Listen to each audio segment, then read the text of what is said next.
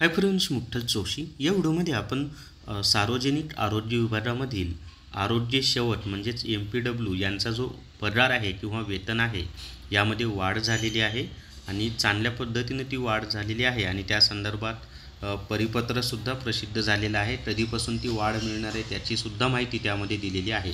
तर जे विद्यार्थी नवीन जॉईन झालेले आहेत त्यांनासुद्धा याचा फायदा होणार आहे आणि जे आता परत कधीतरी परीक्षा होईल त्यानुसार जे जॉईन होतील त्यांनासुद्धा फायदा होणार आहे. तर नेमकं वेतन किती असणार आहे, किती वाढ झाली, ती सर्व माहिती आपण या व्हिडिओमध्ये पाहणार आहोत. व्हिडिओ शेवटपर्यंत पहा. या व्हिडिओला सर्वांनी लाईक करा, शेअर करा आणि विठ्ठल जोशी आपलं यूट्यूब चॅनल सबस्क्राईब करा.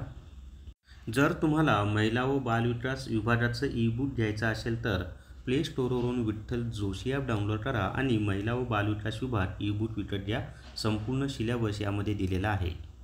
तर या ठिकाणी पहा, राष्ट्रीय कीटकजन्य रोग नियंत्रण कार्यक्रम, हत्ती रोग अधिकारी, राष्ट्रीय हत्ती रोग नियंत्रण पथक नागपूर, 30 जानेवारी 2025चा आहे पहा हे परिपत्रक. विषय बहुउद्देशीय आरोग्य कर्मचारी यांना खंड 2 नुसार S8 ऐवजी S9 लागू करण्याबाबत. म्हणजे आत्तापर्यंत आरोग्य शेवटचीच बहुउद्देशीय आरोग्य कर्मचारी म्हणजेच आरोग्य शेवट, त्याला सार्वजनिक आरोग्य विभागामध्ये बहुउद्देशीय आरोग्य कर्मचारी म्हणतात आणि जिल्हा परिषदेमध्ये आरोग्य शेवट.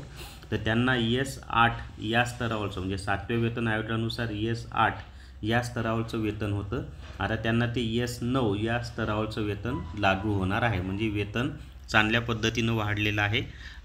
आता हे जे आहे ना, हे जिल्हा परिषदेमधील आरोग्य शेवटसाठी अजून लागू झालेलं नाही, पण सार्वजनिक आरोग्य विभागामधील बहुउद्देशीय आरोग्य कर्मचारी आणि जिल्हा परिषदेमधील आरोग्य शेवट यांची कामं एकच आहेत. त्यामुळं यांना जर लागू झालं तर ते जिल्हा परिषदेमध्ये सुद्धा लवकरच लागू होईल आणि ते व्हायलाच पाहिजे.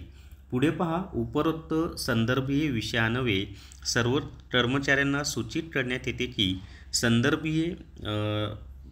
संदर्भीय शासन परिपत्रक निर्णयान्वये सदर बहुउद्देशीय आरोग्य कर्मचारी यांना बक्षी समिती अंतर्गत खंड 2 अन्वये वेतन स्तरामध्ये बदल करून S8 ऐवजी S9 लागू करण्यात आलेली आहे. म्हणजे बक्षी समिती होती, त्यांनी जी शिफारस केली त्या अंतर्गतच आता S8 ऐवजी S9 लागू करण्यात आला आहे.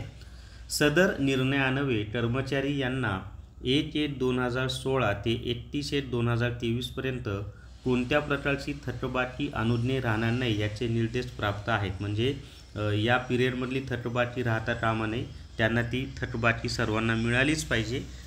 पुढे पहा, प्रत्यक्षात सर्व कर्मचाऱ्यांना दिनांक 1/2/2023 पासून सदर लाभ अनुज्ञेय होणार आहे. म्हणजे हा जो S9चा वेतन स्तर आहे हा कधीपासून मिळणार आहे तर 1 फेब्रुवारी 2023 या तारखेपासून. म्हणजे आत्तापर्यंत जरी त्यांना 1 फेब्रुवारी 2023 पासून S8चं मिळालं असेल तरी मधला जो फरक आहे तो त्यांना मिळेल. करिता सदर सर्व कर्मचारी यांनी याची नोंद घ्यावी. आणि या पत्रान्वये या आस्थापनेवरील सर्व आरोग्य कर्मचारी यांना आदेशित करण्यात येते की आपण कार्यालयामध्ये येऊन सदर खंड 2 नुसार S8 ऐवजी S9 लागू करण्याकरिता आपले विकल्प सादर करण्यात यावे. तर याला कोण नाही म्हणणार, सर्वजण आनंदाने याचा स्वीकार करतील आणि S9चाच विकल्प सर्वजण देतील. तर अशा पद्धतीनं पगारामध्ये वाढ झाली आणि एका विभागाच्या म्हणजे हे बहुउद्देशीय आरोग्य कर्मचारी राष्ट्रीय कीटकजन्य सेवा नियंत्रण कार्यक्रमाअंतर्गत जर यांचा पगार वाढला तर जिल्हा परिषद असेल तिथंसुद्धा यांचा पगारामध्ये डेफिनेटली वाढ होईल आणि तशी मागणीसुद्धा आता केली जाईल. तर ही एक आनंदाची बातमी या आरोग्य सेवकांसाठी किंवा बहुउद्देशीय आरोग्य कर्मचाऱ्यांसाठी.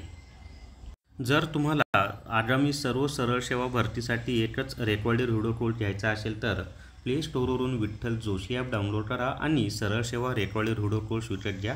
याच्यामध्ये तुम्हाला अंकगणित, बुद्धिमत्ता चाचणी, मराठी व्याकरण, इंग्लिश ग्रामर यांचे रेकॉर्डेड व्हिडिओ दिलेले आहेत. प्लस याच्यामध्ये 5 ई-बुक तुम्हाला मोफत दिलेले आहेत. टेस्ट सिरीजसुद्धा याच्यामध्ये तुम्हाला मिळतील. तर या व्हिडिओमध्ये एवढीच माहिती. या व्हिडिओला सर्वांनी लाईक करा, शेअर करा आणि विठ्ठल जोशी आपलं यूट्यूब चॅनल सबस्क्राईब करा. Thank you very much.